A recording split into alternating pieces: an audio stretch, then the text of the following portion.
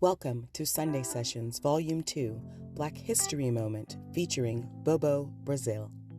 Born Houston Harris in Little Rock, Arkansas, July 10, 1924, Bobo Brazil is credited with breaking racial barriers of segregation in professional wrestling.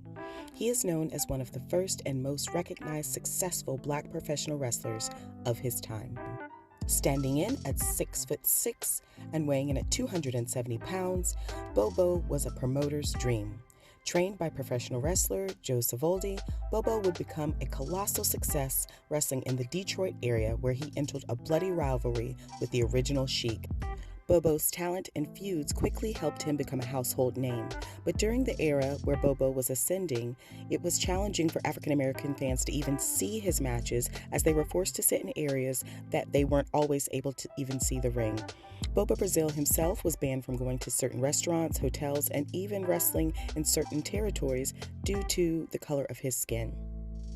Bobo Brazil is actually the very first African American champion because in 1961 he won the NWA Heavyweight Championship from Nature Boy Buddy Rogers. However, Brazil refused to accept the title because Rogers was injured and could not perform at a high level, and Brazil wanted him to wrestle and beat him cleanly. The injury ended up being part of a storyline, and the NWA never recognized the title change, which would then get swept under the rug.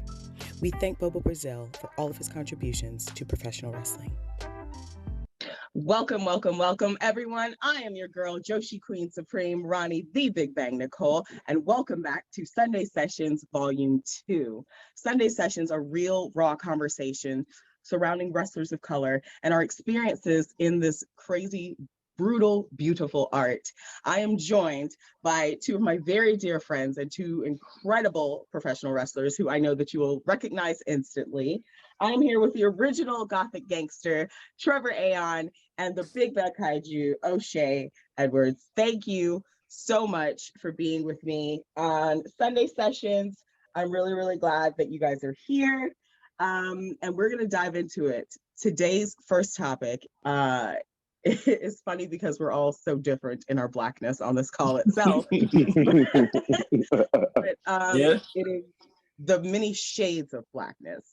I know a lot of times people can think Black is just one thing. We, even as Black people, are taught that there's a certain way to be Black and for it to be acceptable. Respectability politics we'll get into another time. But for you guys, what has your experience been, especially being so long in the game, both of you, as well as being Black men, but being different in terms of how your Black identity shows up? Trevor, I'll throw it to you, and then I'll throw it to O'Shea. It's kind of crazy. Like when I first got started, and you can tell, like if you watch my promos from like 2014 to now, you can tell that like I was encouraged to not like talk a certain way, not like carry myself a certain way, because then you'll be booked this way, or they'll expect you to do this, or they won't book you at all because they'll think you're this or you're that. And even though like I knew when the mask fell off and I was like, okay, I can't do this thing where I fucking like have to try to talk super proper and all this other shit. Like even when the mask fell off, I was like, well, you know what? Whatever consequences it comes with, because there's just so much shit about myself that I could not show. And a lot of people have the wrong idea about me because of it. And then all of a sudden they're like, who the fuck is that? I'm like, yeah. That's what happens when you get mad because you can't be yourself. You start saying whatever. But early on, I was encouraged to just, what's the right way? Like you, like don't show that you're like too ghetto and don't say this, don't say yourself. That. Yeah, and I was just like, look, at around 2015 when I was like going through a character transition, kind of becoming like the me now, I was just like, I can't keep this up. Like I can't do, there's only so much of this, oh, you got to hide these parts of yourself so you don't get booked like a stereotype or whatever. There are things about me that are stereotypical. Like I don't like necessarily run from that either. It doesn't bother me. Like I don't give a fuck. It's totally okay with me. So I was really just in my head trying to make wrestling okay with that. So look, if I get a little ghetto and I start sounding real hood, sorry, I don't know what to tell you. Like I grew up on the south side of Atlanta, leave me alone. Right. Like And here we are. Because now I can't turn it off because I couldn't go back to I can't go back to that. So no. Yeah. O'Shea, what about you? Is he? O'Shea. Oh no, he's not froze. He's moving. I'm right here. I'm just listening. Yeah, I'm good. Yes. What about your experience? I'm just listening. What about podcast, baby? I make sure. Yeah. Man, hand rule. Mine was a little different, as it should be. The thing was for me, I was a little late getting into the game. I think Trevor's like maybe a year or two, like more seasoned than I am. When I came into the game, like I told people before, like I was already professional. Like I've been fighting fires almost a decade at that point. So there's nothing anybody really tell me. It's like, homie, do you know what this is? Like, homie, this is wrestling. I go here and I go over to Burning Building tomorrow. I don't care about none of this. So you're not going to tell me how I should talk and what I should look like. I'm going to look like exactly what I want to look like. And I just really got to help that presence about myself of you're not going to tell me anything. I know what this business is. I'm not immune to it. Yeah. And so it became one of those things of where I'm just like, nah, man, I am who I am because I am the person I want to see on TV. Right. So in terms of especially TV, you brought up a good point, O'Shea. The evolution of Blackness has been slow, to say the least, and we often see, the certain caricatures of what our white counterparts imagine Blackness to be. So especially you guys being in different demographics, or geographic areas in the country, have y'all experienced that? I know definitely down here in the South, there's a certain caricature they like their Black to show up as. But you know what's real funny about that? Like, here we go. They like that caricature if it's not coming from a Black person. But so let a little white dude say a whole bunch of AAVE and be super like talk, like let him talk like me now, and it's totally cool. But if I do that, they're like, oh, you're not as professional as him. You don't sound as well spoken as that guy. And I'm like, I'm just talking how I talk. So why is it okay if this dude do it? He like a little skinny white dude from the suburbs who has not been in the environment where you would end up talking like that. But I do it, and it's a problem. I think that kind of stuff is where I started to get mad. And I was just like, you know what? I'm gonna just talk how I talk. Fuck y'all. What were you gonna say, O'Shea? And depending on where you go, like it gets even deeper than that. Some people like their Black characters exactly that. Just, hey boy, shut up and wrestle. Like I live in Maryland now. I still a few places where I see it. I'm just like, oh, yo, hold on. Excuse me? It's just like, and they're just happy because they got over it. I'm like, but homie, look at what you're doing. To each his own. I can't really be too mad at it because my man's just trying to get on and he's trying to do what he's got to do. And if the circumstances were different and the situations were different, there are little things that we are willing to sacrifice for ourselves, like to make it in this business. So I can't really hate on them too much. But still, I'm just like, like, why would you do that? Like that's always like low key's always like bothered me. Like, at what point do you become self-aware and you see what you're doing? Right. So have you guys, especially now in 2022, we're not post-COVID, but we are kind of transitioning into a time where we learn how to live with COVID-19. And so things are opening back up. Last year was very explosive for the independent scene. Even if there weren't throes of wrestlers still active, the community was still very active. So when you have these newer wrestlers coming onto the scene who are Black, who don't necessarily have the same measure of categorization that we came up with, when we started in the early 2010s versus starting later, what do you guys see now in the wrestling community and climate, how the different shades of Blackness are being perceived and uplifted?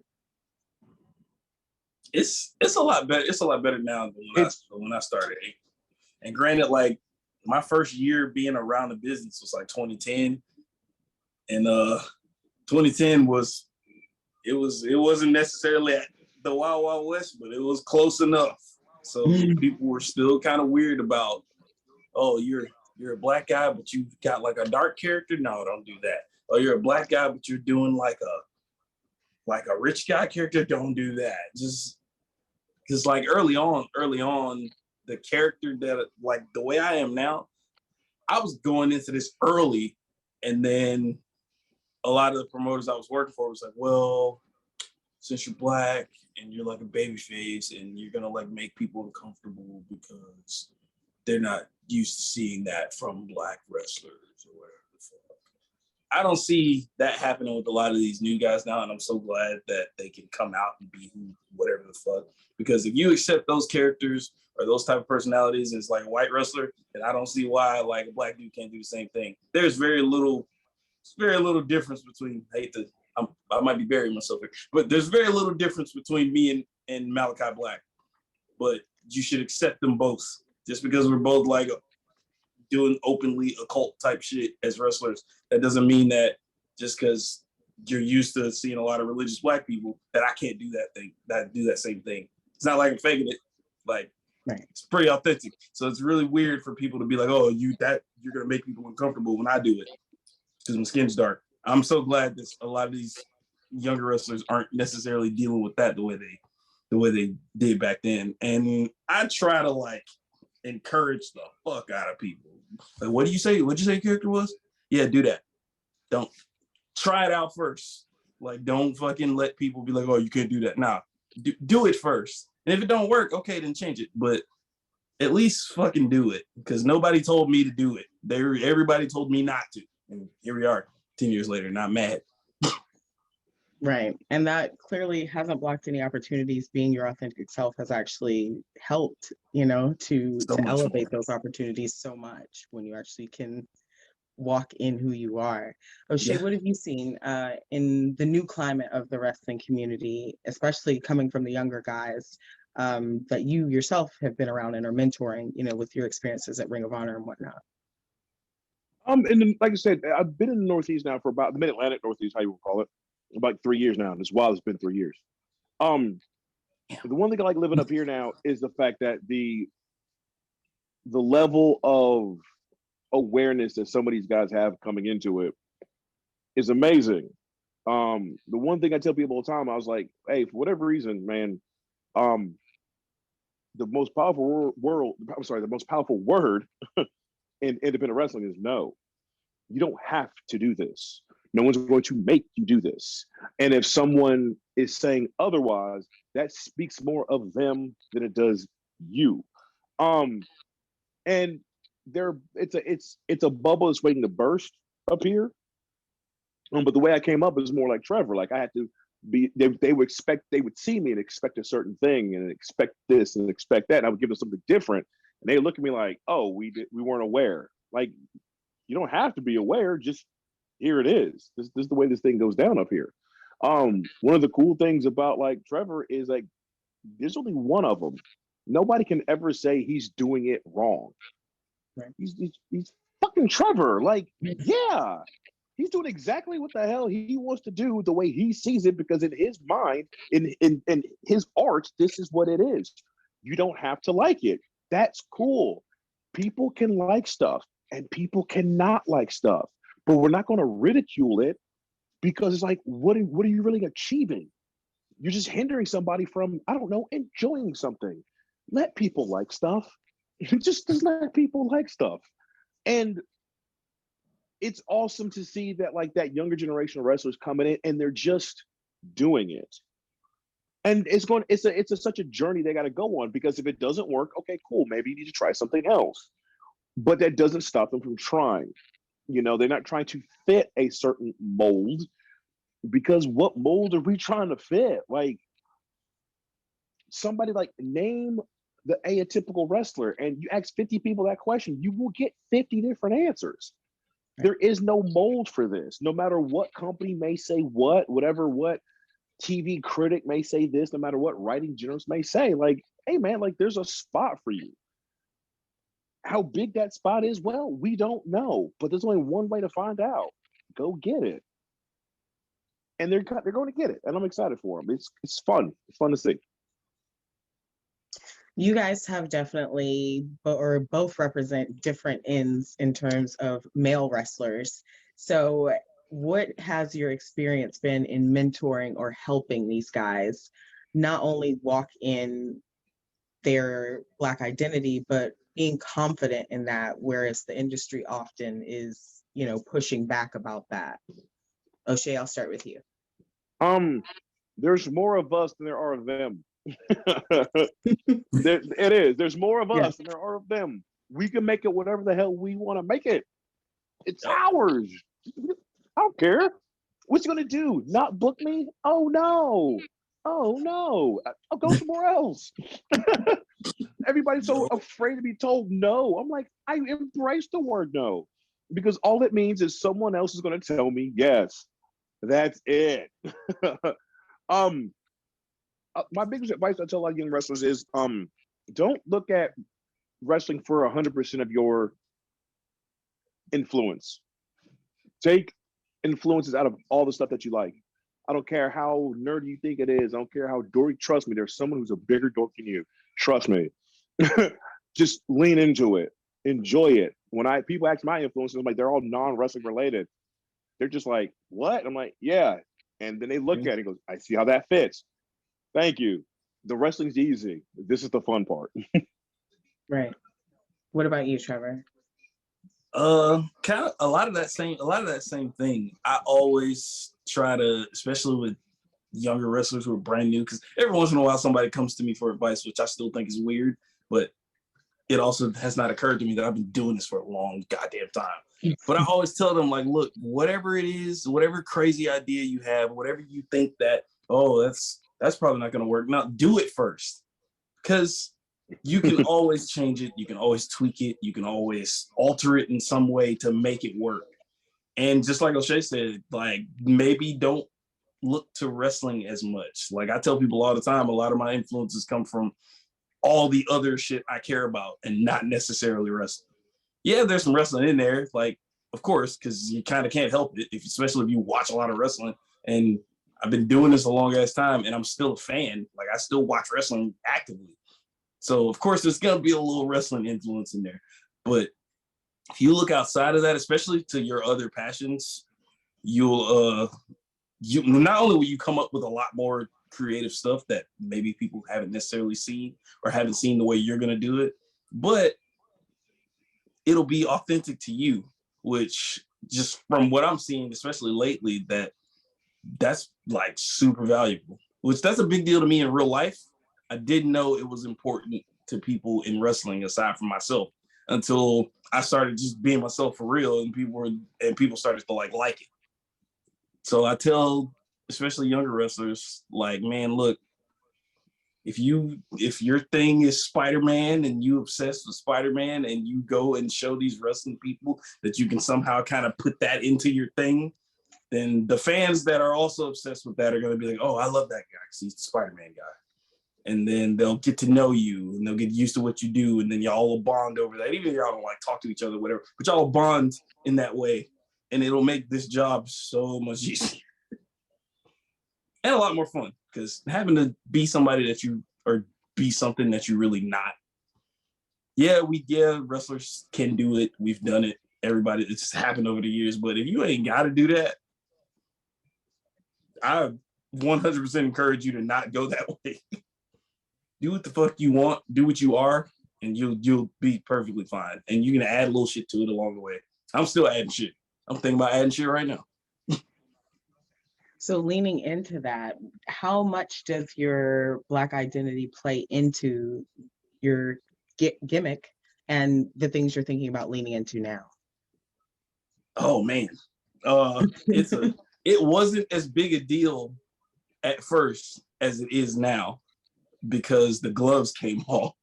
So now it's like a big deal, because the way, like I was saying, like about other occult or like dark kind of characters like mine, the way I do it, it's gonna have some heavy blackness in it now. As before, I would try to hide that shit. Now I can be a whole ass demon and still be kind of hood because I can't help it anyway. So it's gonna be there. But before I did a really, really, really good job of hiding it so early on. And now it's like, it's so much part of it that you can't have it without it. So you can't be like, oh yeah, that's like the demon guy, but you can't have that's the demon guy without, oh, he's a black demon guy. It's undeniable now at this point. Like if you try to, like the early on where you would get like, oh, you're not really black, or you're less black than these people, you couldn't do that to me now. If you did it now, you're just an idiot. Okay, what about you? How much of your gimmick is influence as well? Outside of STP, because that would be really easy. It's so easy. Like, have you seen the group of men? Outside of that, it's kind of like what Trevor has already been saying. It's just like, I don't want to be known as just a good black wrestler. I want to be known as I am a very good fucking professional wrestler. I just so happen to be black. I used to tell people before, like, I love being black. I'm proud of being black. I do not identify as the black guy. It's like, no. You're going to call me like you call everybody else. I am a professional wrestler. Just so happens to be black. That doesn't define me. The fact that I'm black doesn't put me on, in my mind, so it's whatever. It doesn't put me on some pedestal. It doesn't put me on any uneven grounds. Like, no, we are the same fucking person on the same floating rock. And anytime that bell rings, we could find out who is the better professional wrestler. When you want to have that conversation, like, come talk to me. But that whole, black this and everything is like, no, I ain't trying to hear that. No. Judge me on my skill and on my talent and the work that I put out. If you can't do that, you got to put me on some sliding scale, then I don't want to be on your damn scale. I just don't. I am just as good as the next guy and just as good as the next guy behind me. And I will prove that until the day I hang my boots up. So historically, though, we haven't really seen that, in terms of how Black wrestlers show up and have been represented, especially in the companies that have been around the longest and are of the most of note. So what do you guys think the turning point was? Where was it something that happened from the top down, or do you think it was something that just originated from the mindsets that are being discussed right now and came from the bottom up? Trevor, I will throw it to you. Maybe it's definitely probably came from the bottom up. I doubt that like the top they probably weren't even really thinking about that until they realized that there was like a groundswell happening that they couldn't ignore. Like especially with certain performers, like you can be like, oh well, maybe this guy won't draw because he's black, and maybe our fans don't want to see a black guy at the top, but the crowd reaction isn't saying that. The merch sales isn't saying that. The people that come to me to talk to me about black talent has increased like tenfold since even like I got started. Like I hear about people now from folks who I know don't really watch wrestling like that, but they love the fuck out of New Day. They can tell me, like motherfuckers that are new to independent wrestling, they can tell me all about Shane Taylor Promotions. So they probably just couldn't ignore the revolution that was happening, which is great. Like I'm glad, because it's only so long you can look the other way if something's happening like right up under you. And I guess they was, especially the folks at like the tippy top, they were probably like, well, if we ignore this, we're gonna get left behind. We're gonna make less money. We should probably wise up. Right.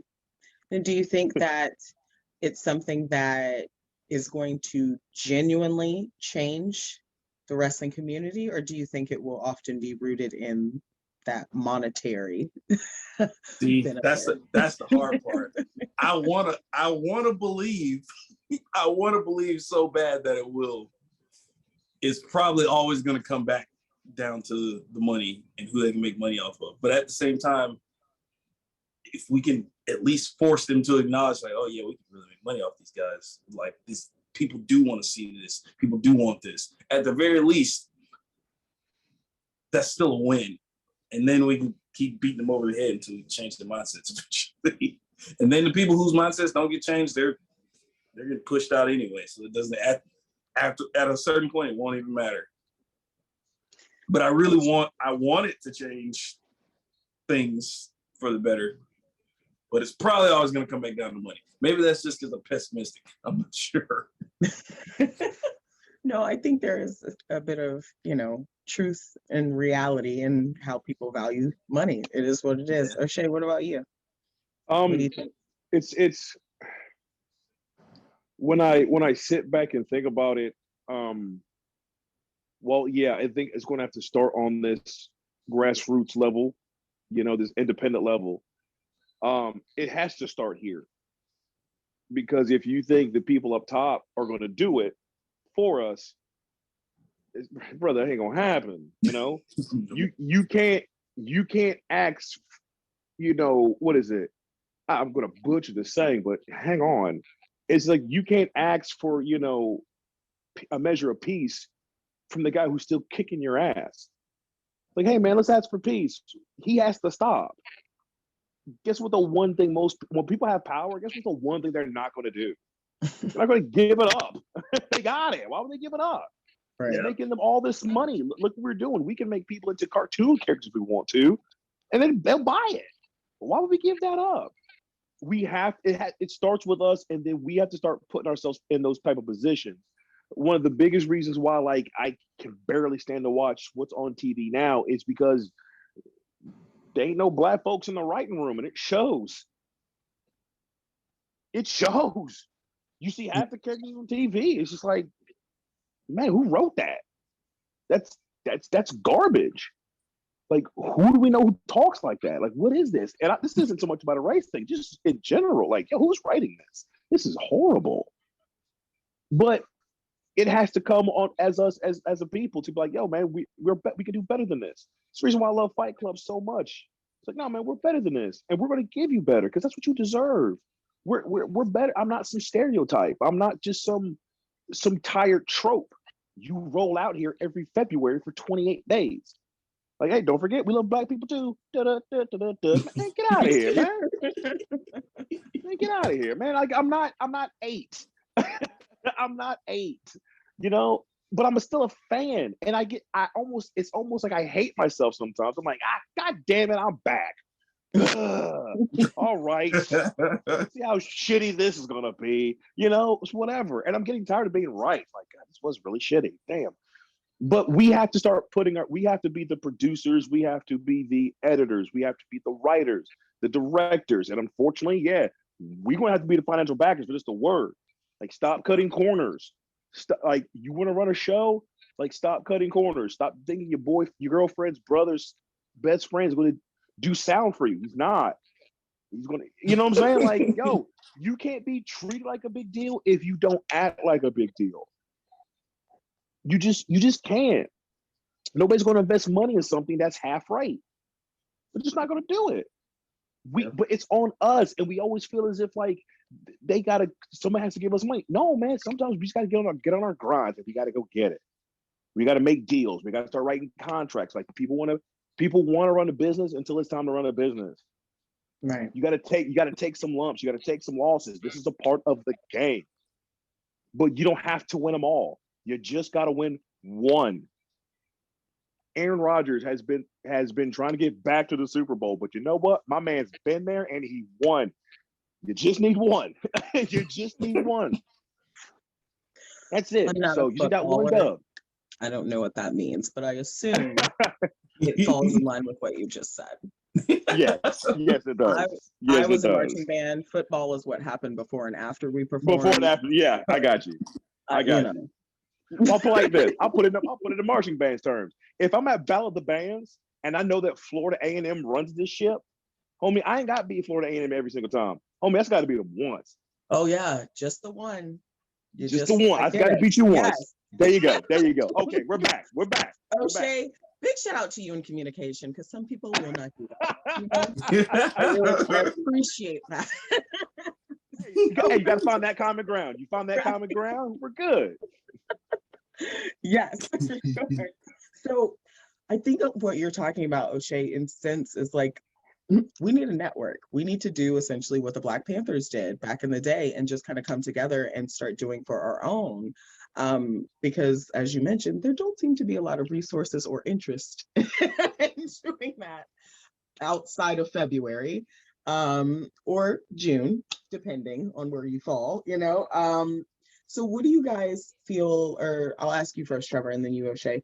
What are some resources, if you could imagine a perfect world where money wasn't an issue, what would a Black-owned wrestling business network look like?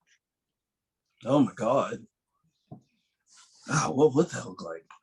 You know what? Like a better, how do I explain this so it makes sense? Like we'd have like a Tony Khan, who's not Tony Khan, and kind of that same thing, that same system, and and from the bottom up too. So yeah, you'd have like the big company, whatever. Then you have all these little indies that feed that big company, and all of us guys that are working on whatever, we go up through that way.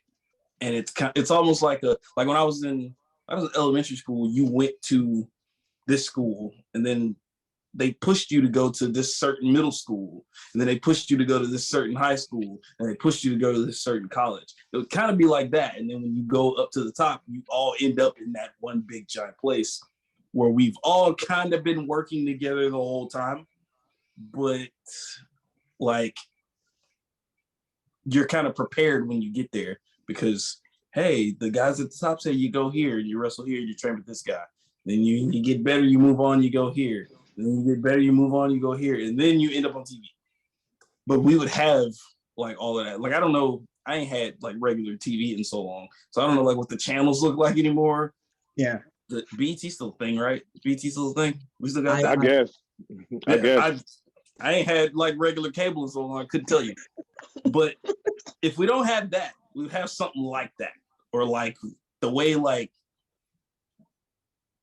I think there was a what was that? I think it was like 15. There was a network called like One or something that was like a majority of like Black shows and stuff. A lot of the stuff that I was on remember UPN. UPN. That probably shows my age, but No, me too. Because me too. Like I used to watch UPN for hours, and there was another channel after that because UPN like kind of died, and all the shows from UPN went to that other channel. And was that TV1? Was that TV1? TV1, I think. Yeah. Yeah. TV1. TV1. So I don't know if stuff like that. I don't know if that stuff still exists, because we all got streaming services now, and I'm not paying for cable because that's ridiculous. So I'm not gonna pay for cable right now to find out. But maybe we have streaming service. Maybe that company has a streaming service. Maybe that company's on Hulu or Netflix or something, so that it can all be seen, and we're all working through that system to get up to that point. Because everybody has that, but us. Like I wish we had like a Young Lions system here. Jesus, do I wish we had a Young Lions system here. You know what I'm talking. I know you know what I'm talking about. I wish we had that here. Oh my God. Can you imagine? Right. Oh my God. Yes. Yeah. So then you take that and you're like, oh, we got one for Black wrestlers specifically. So that like older people who've been around, or folks like me or O'Shea or you, can tell them like, hey, this is what you're dealing with. We're trying to make it so you don't have to deal with that as much. Yeah, when you leave out from under our umbrella, you're going to have to go out there and deal with certain stuff, certain people, whatever. But you're prepared. You knew it was coming. Whereas when I walked into Southern Indie number 253, I didn't know what I was walking into. I didn't know the promoter was like, I want to put a top hat on you and tell you to dance, and your name's going to be whatever the fuck. Just, I would like them to be prepared for that. Right. And so ideally, it looked like a giant network of us all working together to end up in that big show, like they kind of have for everybody else at this point. Right. O'Shea, what about you? What is your dream cast for the future? Mine's a little different. Mine's about just wrestling, the ecosystem of wrestling as a whole.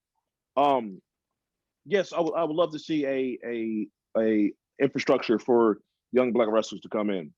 And not even so much like Black wrestlers only, but just like, hey man, Black folk run through here. Maybe that one dope white dude rolls in. Hey, come on in, man, no problem. But for the most part, it's like I said, look, Young Lions, you know who these cats are. Like, it's no big deal. But like, there has to be like a almost like a quality control type deal of who's coming out, this, that, and the other. It's kind of the one thing I tell people all the time is, wrestling is for everybody. And sometimes it ain't for everybody. It's one of them things. Like I hate to say, like I'm sorry if I'm like hurting feelings, but I'm like, it is what it is. Come on. Yeah.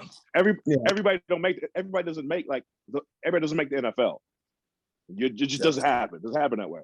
But I would love to see a collection of like small business. So like, if you have a picture in the United States, it's like, okay, I'm trying to run a show in Georgia.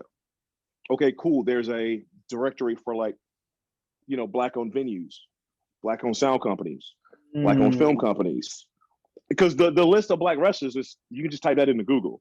You're getting that. But what Black-owned companies I know who do photography? Like I said, who's doing sound? Who's going to be my video editor? Who's going to produce it? Catering, right? You know what I'm saying? Depending on type of, and like I said, depending on the portion you run, like, no, if you don't treat your guys like superstars, you can't be mad when no one else does.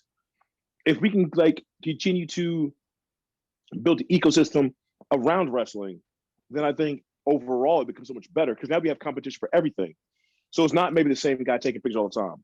Or even if he is, it's like, maybe his pictures are so damn dope, but if you can do better, then put yourself out there and go see.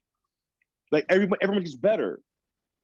Or hey, I want to get the best Black-owned sound guy, but maybe he's not available. Oh, but guess what though? These other 3 guys are more than capable of the job.